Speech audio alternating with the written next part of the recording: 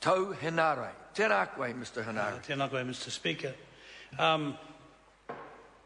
My colleague Te Ururoa Flavel from the Māori Party sums it up in the nicest language possible.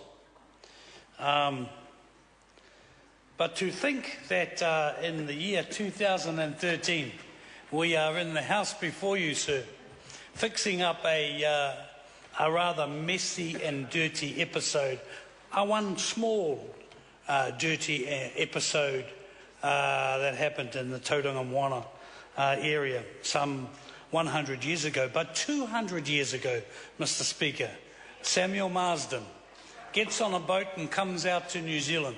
And that's where his deed, I was going to say dirty deed, but it might be not correct of me, because I suppose in his day, his venture, his adventure was to go and go to all corners of the earth and anglicise everybody he saw, whether it was right or wrong. And so that was his mahi, that was his job. And I must say, when he first came here, he only had a couple of supporters from the indigenous people. It took him a while to get them all signed up to this new and funny religion that at that time they called Christianity.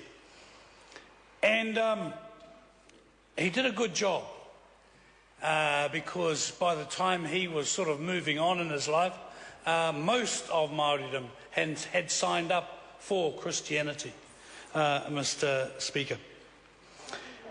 But as we've seen over his history, especially members of this House, in dealing with treaty settlements, that there on occasion, more than one occasion, has been some suspicious deals done over land holdings, and none more so than by the church. And it is pleasing to note that in this enlightened time, the church themselves have realised that there were mistakes and bad deeds done in the name of the Lord, and who are willing today to help fix those problems that cause so much damage. To Ngāti Tapu and Ngai Tamarawaho, Mr. Speaker, I say well done. Well done for waiting for the return of land that is highly significant to you both. And Mr. Speaker, if I can be so bold as to say, both hapu say it re-establishes their connection to the water of Tauranga Moana. It provides an income to the hapu to finance other activities, including allowing hapu to participate in the downtown economy of Tauranga. And it comes just before the 150-year anniversary of Gate Pa, which is next year, Mr. Speaker, and I'm pretty sure that we'll get it back into the House and done and dusted before that anniversary. Mr. Speaker, the Otamataha Trust has been established by the hapu of, like I said, Ngāti Tapu and Ngai Tamarawaho to own and manage land and other property just like any other normal person in this country. And that is a great thing. The bill declares the new trustees to be a leasing authority, sir, for the purposes of the Public Bodies Leases Act 1969. The land being transferred will be subject to a lease granted under that Act.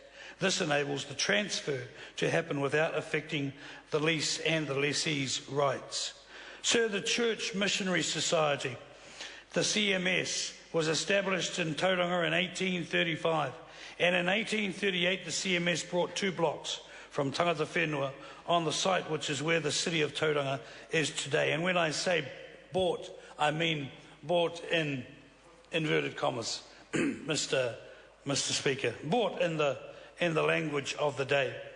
The transaction has never been accepted by Tangata Whenua as a sale of the land to the Church Mission Society.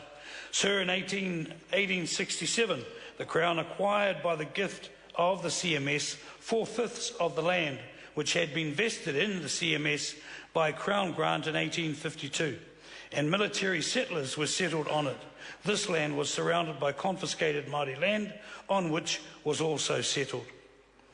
Sir, in 1896, the remaining land, including Otamataha, was transferred from CMS to the New Zealand Mission Trust Board, which held the assets of the board on trust for the spiritual benefit and spiritual instruction of Māori people in the North Island of New Zealand. And here's the bit that I really, really like, or failing that, the evangelization of heathen races in any part of the world. So there is still hope for me, Mr. Speaker. The interesting thing is that through the purchase, the so-called purchase of this little block of land, it wasn't only for the anglicisation or the evangelisation of iwi Māori. It was for the rest of the world as well. And so way back then, we were having an effect on the world's Christian population, Mr. Speaker. So those people in the deepest, darkest parts of Africa and Australia and America and England even, Mr. Speaker, should be thankful to Ngāti Tapu and Ngai Tamarawaho, Mr. Speaker, for their contribution to their evangelisation, Mr. Speaker. In 1996, sir, the New Zealand Mission Trust Board handed back control of the land to the new trustees appointed by Ngāti Tapu and Ngai Tamarawaho. This was done, sir, in recognition of the manner and process by which the land was originally acquired from tangata whenua. Mr. Speaker, I want to mention the Treaty of Waitangi and what the tribunal said in its Raupatu o Tauranga Moana report on the tauranga confiscation claims in 2004, and echo what my colleague Te Ururoa Flavel said. After considering the manner in which a Crown grant for the land, including Otamataha, was awarded to the Church Mission Society in 1852, it concluded, "We find that Godfrey failed to ascertain and acknowledge the conditional nature of the transactions under Māori customary law, and that he wrongly concluded that the CMS had fully and fairly purchased the whole of the area. The Crown, in accepting Godfrey's recommendation and finally awarding the CMS a Crown grant for the whole area, was therefore in breach of the treaty principle of active protection." Mr. Speaker, the sad thing about that is that these people had to go to the tribunal only to find that the tribunal ruled in their favour, but couldn't do anything about it because the land wasn't in Crown hands, it was in private ownership.